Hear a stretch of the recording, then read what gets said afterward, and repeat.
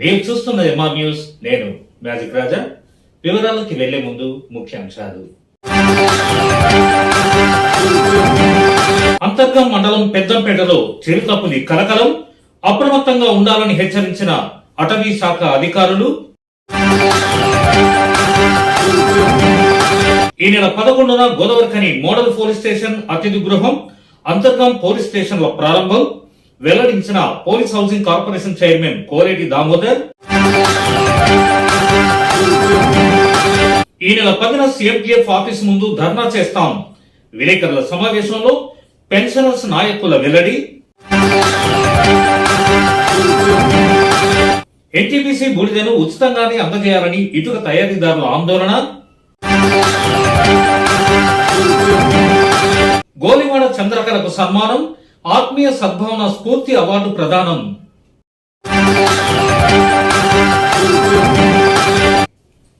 వివరాలు. ఈ నెల 11న రాష్ట్ర హోంశాఖ మంత్రి మహమూద్ అలీ చేతుల మీదుగా ప్రారంభం కానున్న Godavarikhani model police station police అతిథి గృహాన్ని రాష్ట్ర police housing corporation chairman Koleti Damodar శనివారం పరిశీలించారు, పలు సూచనలు చేశారు. అనంతరం వన్ టౌన్ పోలీస్ స్టేషన్ లో ఏర్పాటు చేసిన విలేకరుల సమావేశంలో ఆయన మాట్లాడుతూ ప్రారంభోత్సవ వివరాలను వెల్లడించారు. ఈ నెల 11న మధ్యాహ్నం 12 గంటలకు Godavarikhani model police station police అతిథి గృహం, సాయంత్రం 3 గంటలకు అంతర్గం పోలీస్ స్టేషన్ ను ప్రారంభించనున్నట్లు తెలిపారు. ఈ ప్రారంభోత్సవ కార్యక్రమంలో రాష్ట్ర హోంశాఖ మంత్రి మహమూద్ అలీ, సంక్షేమ శాఖ మంత్రి Koppula Eshwar, ZP chairman Puttamadhu, Ramagundam MLA Korukanti Chander హాజరు కానున్నారన్నారు. సెక్రటరీ గారు సిపి రామగుండం ఐజీ గారు వారు చెప్పినట్టు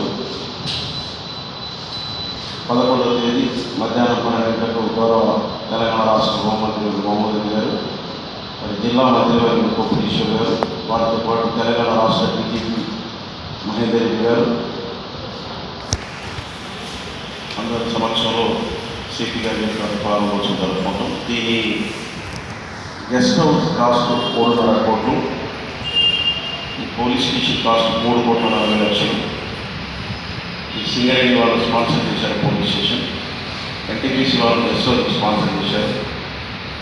మరి మీ ద్వారా మళ్ళొకసారి ఇబ్బంది కూడా చెప్పడం జరిగింది. సింగరేణి వాళ్ళకు, ఎన్టీపీసీ వాళ్ళకు, రామగుండం ప్రజల తరఫున, పోలీస్ డిపార్ట్మెంట్ తరఫున కూడా కృతజ్ఞతలు తెలియజేస్తున్నాం. ఎన్టీపీసీ యాజమాన్యానికి, సింగరేణి యాజమాన్యానికి.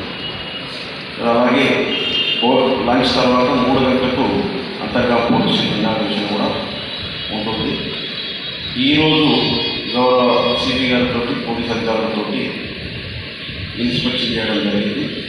ముఖ్యమంత్రి రాగానే ప్రమాణ స్వీకారం చేసిన తర్వాతనే 375 కోట్లు పోలీస్ డిపార్ట్మెంట్కి ఇవ్వడం జరిగింది.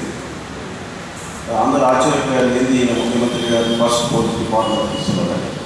లా అండ్ ఆర్డర్ కంట్రోల్ ఉంటేనే కొత్త రాష్ట్రం కాబట్టి నేను అభివృద్ధి చేసుకోవాలనే ఉద్దేశంతో దూరదృష్టితో చేసింది. కాబట్టి మొదటి విడత 375 కోట్లు, తర్వాత 500 కోట్ల రూపాయలు మౌలిక సదుపాయాలకు, వెహికల్స్ కొరకు ఇవ్వడం జరిగింది. దానిలో భాగంగానే రాష్ట్రంలో గత 8 సంవత్సరాలుగా క్రైమ్ రేట్ చాలా తగ్గి రాష్ట్రం ప్రశాంతంగా ఉంది. రాష్ట్రం ప్రశాంతంగా ఉంది కాబట్టి మరి ముఖ్యమంత్రి గారు అభివృద్ధి కార్యక్రమాలు, సంక్షేమ కార్యక్రమాలు చేస్తున్నట్టు మనం అందరం చూస్తున్నాం.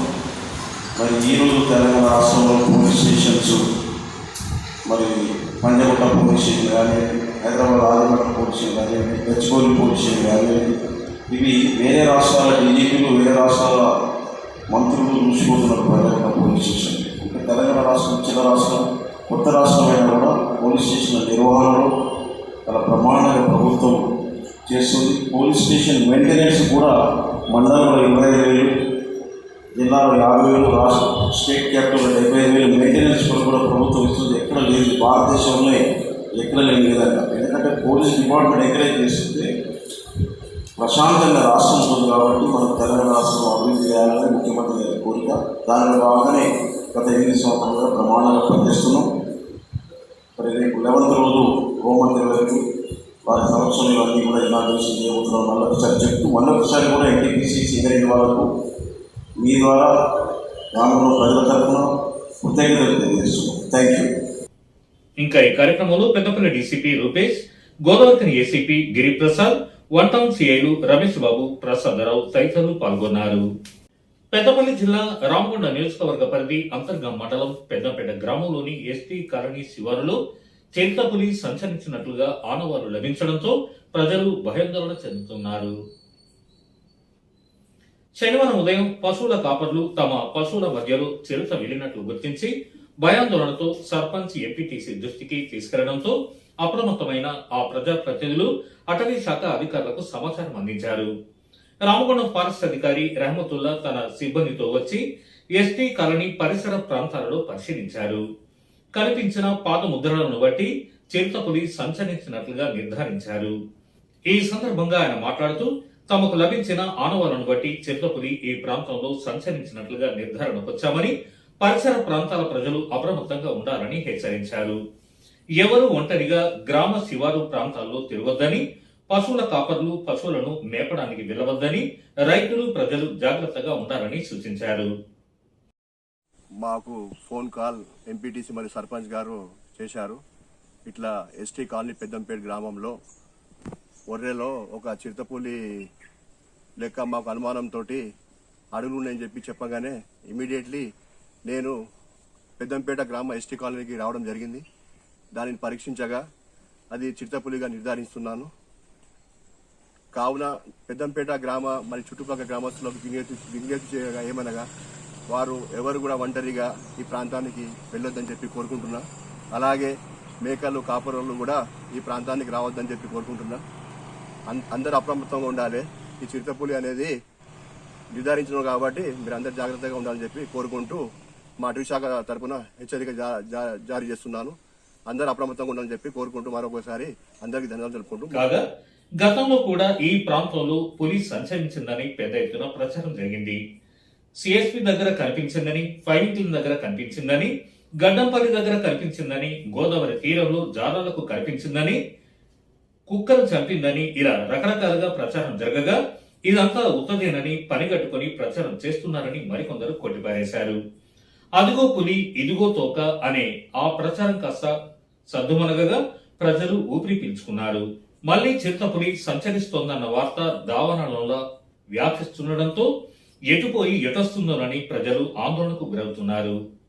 సింగరేణి రిటైర్ కార్మికుల పెన్షన్ పెరుగుదల కోసం ఈ నెల 10న గోదావరికని సీఎంపీఎఫ్ ఆఫీస్ ముందు ధర్నా చేపట్టనున్నామని all India coal mines pensioners association అధ్యక్షుడు PT Swamy, working president Venkatesham తెలిపారు. శనివారం గోదావరికని ప్రెస్ క్లబ్ లో జరిగిన విలేకరుల సమావేశంలో వారు మాట్లాడుతూ 2008కు ముందు రిటైర్ అయిన సింగరేణి కార్మికులు దుర్భర జీవితాలు గడుపుతున్నారన్నారు. 300 రూపాయల నుండి 2000 రూపాయలు పెన్షన్ వచ్చే కార్మికులు వేలల్లో ఉన్నారని, పెన్షన్ పెరుగుదల కోసం ఎన్ని పోరాటాలు చేసినా ₹1 కూడా పెంచలేదని ఆరోపించారు. పెన్షన్లో పెరుగుదల డిమాండ్ చేస్తూ ఈ నెల 10న దేశవ్యాప్తంగా ఉన్న అన్ని సీఎంపీఎఫ్ కార్యాలయాల ముందు ధర్నా చేపట్టాలని నిర్ణయించడం జరిగిందని, సింగరేణి వ్యాప్తంగా రిటైర్ కార్మికులు తరలివచ్చి ధర్నాను విజయవంతం చేయాలని పిలుపునిచ్చారు. బొగ్గు గనులలో పనిచేసి 2008 సంవత్సరం కంటే మొదలు రిటైర్ అయినటువంటి కార్మికుల యొక్క పరిస్థితి చాలా దయనీయంగా ఉంది. వాళ్లకు పెన్షన్ స్టార్ట్ అయిన డేట్ నుంచి ఇప్పటి వరకు ₹1 కూడా పెరగలేదు. 350, 500, 1000 లోపు, అలాగే 2000 లోపు వేలాది మంది కార్మికులు ఉన్నారు భారతదేశం మొత్తం మీద. సింగరేణిలో అయితే దాదాపు ఒక 20,000 మంది కార్మికులు 2000 లోపు పెన్షన్ వచ్చే కార్మికులు ఉన్నారు. ఒక 10,000 మంది 10,000 లోపు వచ్చే కార్మికులు ఉన్నారు. ఎన్నో విజ్ఞాపనలు చేసుకున్నారు వాళ్ళు, ఎన్నో పోరాటాలు చేశారు. మీ అందరికీ తెలుసు, మేమందరం కూడా ముఖ్యంగా గోదావరికని రామగుండం పారిశ్రామిక ప్రాంతంలో అనేకమైనటువంటి ధర్నాలు, ప్రస్తారోపణలు, ఉద్యమాలు చేయడం జరిగింది. చివరికి సుప్రీంకోర్టు తలుపు తట్టడం కూడా జరిగింది. కోర్టులో వ్యవహారం నడుస్తుంది. ఇటీవలే ఒక పెద్ద పరిణామం మీ కళ్ళ ముందే గోదావరిఖనిలో జరిగింది. అధికారుల సంఘం, బొగ్గుగని విశ్రాంత అధికారుల సంఘం, బొగ్గుగని విశ్రాంత కార్మికుల సంఘంతో పాటు ట్రేడ్ యూనియన్ లీడర్లను కూడా కలిసి మనం గత నెలలో ఇక్కడ ఒక మంచి మీటింగ్ పెట్టి ఒక మంచి వాతావరణాన్ని సృష్టించగలిగినాం. విభేదాలు లేకుండా ఎవరికి వారు పోరాటం చేయకుండా అందరూ కలిసికట్టుగా ఒక పోరాటం చేసే దిశగా అందరినీ మొబిలైజ్ చేయడంలో రానున్న పారిశ్రామిక ప్రాంతానికి చెందినటువంటి రిటైర్డ్ కార్మికులందరూ కూడా ముందంజలో ఉన్నారనేటువంటిది ఈ సందర్భంగా మీకు మనవి చేస్తా ఉన్నాను. ఇంత పరిణామం జరిగినాక కూడా ఏమన్నా మార్పు వచ్చిందా అని అంటే కొద్దిగా కదలిక మాత్రం వచ్చిన మాట నిజం. ఇవాళ 10 రూపాయలు ఏదైతే కోల్ మైన్స్ పెన్షనర్స్ నిధి కొరకు జమ చేస్తున్నారో దాన్ని 20 రూపాయలు చేయాలి, ఒక టన్ను ఒక్కంటికి బొగ్గు ఒక్కంటికి అనేటువంటిది ఇవాళ బొగ్గు కంపెనీలు నిర్ణయం చేయడం జరిగింది. ఆ మధ్యనే చైర్మన్ ట్రస్ట్ బోర్డ్ CMPF మాట్లాడుతూ మినిమం పెన్షన్ 1000 రూపాయలు చేద్దామా అని ఒక ప్రశ్న వేసింది. దానికి ట్రేడ్ యూనియన్లు ఒప్పుకోలేదు. కానీ ఒక కదలిక అయితే వచ్చింది, తప్పకుండా మారుతుంది, పెరుగుతుంది అనేటువంటి ఒక విశ్వాసము నమ్మకము కార్మికులలో మరి రిటైర్డ్ కార్మికులలో వస్తున్నది. రేపు 10వ తారీఖు సోమవారం రోజున ధర్నా 10 గంటల నుంచి 1 గంట వరకు ధర్నా నిర్వహించాలనేటువంటి పిలుపునివ్వడం జరిగింది. దానిలో భాగంగానే గోదావరిఖంలో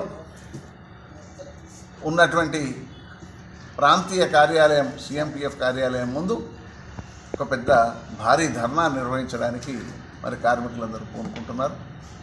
ఈ సందర్భంగా ఈ ధర్నాలో పాల్గొనడానికి పెద్దలు రిటైర్డ్ డైరెక్టర్ JV దత్తాత్రేయులు గారు, అలాగే ఇక్కడే పనిచేసి రిటైర్ అయినటువంటి జనరల్ మేనేజర్ ఇవాళ పెన్షనర్ అసోసియేషన్కు రాష్ట్ర అధ్యక్షులు KRC రెడ్డి గారు, అట్లాగే ప్రధాన కార్యదర్శి బాబురావు గారు, ఆయన కూడా ఈ ప్రాంతంలో పనిచేసిపోయినటువంటి వ్యక్తే, మన క్లర్కల్ అసోసియేషన్ ప్రెసిడెంట్గా కూడా ఉండి మరి వీళ్ళు రావడం జరుగుతుంది.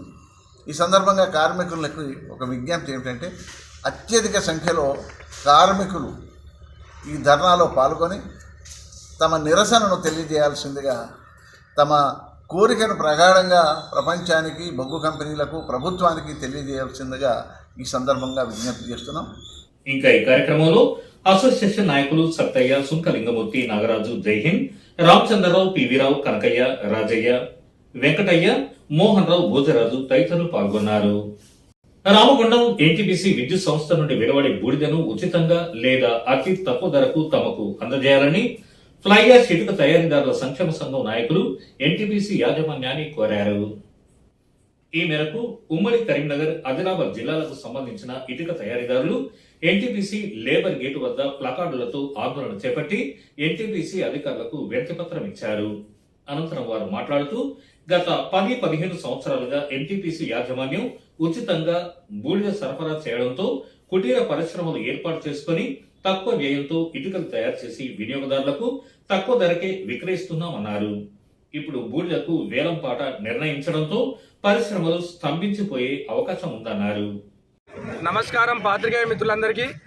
ఈరోజు ఉమ్మడి కరీంనగర్, పెద్దపల్లి, మంచిర్యాల, ఆదిలాబాద్ జిల్లాలకు సంబంధించినటువంటి సిమెంట్ ఇటుక తయారీదారుల సంక్షేమ సంఘానికి సంబంధించినటువంటి యాజమాన్యులం మేమందరం కూడా గత కొద్ది కాలంగా మేము గడిచిన 2 నెలల నుంచి కూడా కేంద్ర రాష్ట్ర ప్రభుత్వాలకు సంబంధించినటువంటి ఇక్కడ ఉన్నటువంటి NTPC కావచ్చు, జైపూర్లో ఉన్నటువంటి STPP, అక్కడ సింగరేణి పవర్ ప్లాంట్ కావచ్చు, మేము ఒకటి చెప్తున్నాం, మాకు ఉచితంగా ఫ్లై యాష్ ఏదైతే ఉందో, బూడిద ఉందో ఉచితం ఇవ్వాలని చెప్పేసి మేము గత కొద్ది కాలంగా ఈ ఫ్యాక్టరీలను నమ్ముకొని, ఇక్కడ భూములను అమ్ముకొని, భూములు కోల్పోయి, ఉపాధులు కోల్పోయి, ఇక్కడ రోడ్డు మీద పడి చిరు వ్యాపారాలు చేసుకుంటూ ఈ యొక్క సిమెంట్ ఇటుక తయారు చేసుకుంటూ బతుకుతున్నటువంటి సందర్భంలో ఉచితం ఇచ్చినటువంటి సందర్భం మీ అందరికీ తెలుసు. ఇక్కడ యాజమాన్యం ప్రోత్సహించింది, ఉచిత బూడిద ఇస్తామని చెప్పేసి మమ్మల్ని పరిశ్రమలు నెలకొల్పాలని ఎంకరేజ్ చేసినటువంటి ఈ యాజమాన్యాలు గత కొద్ది కాలంగా బూడిద ఖరీదు కావడంతో ఇలా కార్పొరేట్ కంపెనీలకు, దిగ్గజాలకు టెండర్ బేస్లో బూడిద ఇచ్చేటువంటి ప్రక్రియ ఏర్పాటు చేయడం జరిగింది. కోట్ల రూపాయలు వ్యాపారం చేసే బడా కంపెనీలతోటి 10-20 రూపాయలు ఇటుక వ్యాపారం చేసేటువంటి మా లాంటి చిన్న తరహా మైక్రో పరిశ్రమలు ఏవైతే ఉన్నాయో అవి మేము కోట్ల రూపాయలతోని మేము అటువంటి టన్నుల కొద్ది రేటు పెట్టి కొనలేము, అంత పెట్టి మా యొక్క పరిశ్రమను నడపలేము. కాబట్టి యాజమాన్యంకి దఫాలుగా ఇప్పటికి 2 దఫాలుగా తెలియజేయడం జరిగింది మా యొక్క డిమాండ్ను. మాకు ఉచితంగా బూడిద ఇవ్వాలి, మా యొక్క పరిశ్రమను ఆదుకోవాలని చెప్పేసి గత పలుమార్లు విన్నవించుకున్నా కూడా యాజమాన్యం మొండి వైఖరి విషయంలో మేము ఖండిస్తున్నాం. ఇప్పటికైనా మా చిన్న తరహా పరిశ్రమను ఆదుకోవాలి, మాకు ఉచితంగా ఇచ్చే బూడిద ఏదైతే ఉందో అది ఉచితమే ఇవ్వాలి, లేదు అంటే సరసమైన రేట్లో మనం ఇస్తామని ఆ మధ్యకాలంలో అన్నారు. మేము ఇవాళ మా పరిశ్రమలు ఇనుప సమారకు అమ్ముకునేటువంటి దిశగా నడుస్తున్నాయి యాజమాన్యపు అడుగులు అనే విషయాన్ని తెలియజేసుకుంటున్నాం.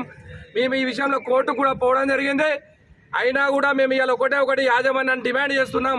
మా పరిశ్రమలు ఇక్కడ భూములు కోల్పోయి, ఇక్కడ ఉద్యోగాలు కోల్పోయి, చిన్న తరహా పరిశ్రమలతో జీవిస్తున్న తరుణంలో మా పొట్టగొట్టే ప్రయత్నం చేస్తున్నారు కేంద్ర రాష్ట్ర ప్రభుత్వాలు అనే విషయాన్ని తెలియజేసుకుంటూ, కాబట్టి మాకు ఉచితంగా బూడిదని ఇవ్వాలని తెలియజేసుకుంటూ, లేకపోతే రానున్న కాలంలో ఇక్కడ ధర్నాలు కావచ్చు, వంట వార్పులు కావచ్చు, మా యొక్క హక్కుల సాధన కోసం, మా యొక్క పుట్టకోటి కోసం ఏ ప్రోగ్రామ్ అనేది చేయడానికి మా ఆశయ సాధన కోసం మా బ్రిక్కు యజమానులందరూ కలిసికట్టుగా ఉండి మా యొక్క హక్కులు సాధించుకుంటామనే అంశాన్ని తెలియజేసుకుంటున్నాం.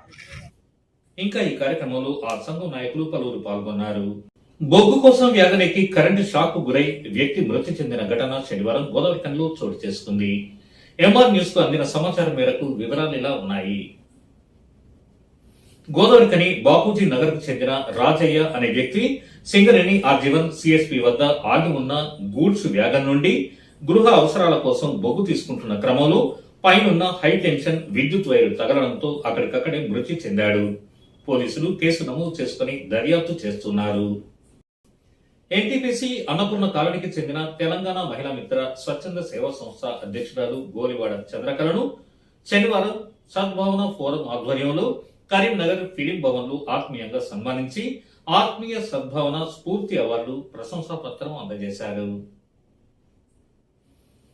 జాతిపిత మహాత్మా గాంధీ 153వ జయంతిని పురస్కరించుకొని పలు రంగాలలో సేవలు అందించిన వారిని సీనియర్ సిటిజన్లను ఎంపిక చేయగా తమ స్వచ్ఛంద సంస్థ ద్వారా సేవలు అందించినందుకు గాను చంద్రకళ ఈ పురస్కారానికి ఎంపికైంది.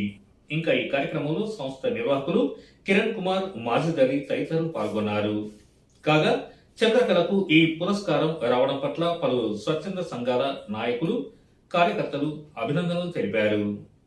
ఇవి ఈనాటి విశేషాలు. మరిన్ని తాజా విశేషాలతో మళ్ళీ కలుసుకుందాం. అంతవరకు సెలవు. నమస్కారం.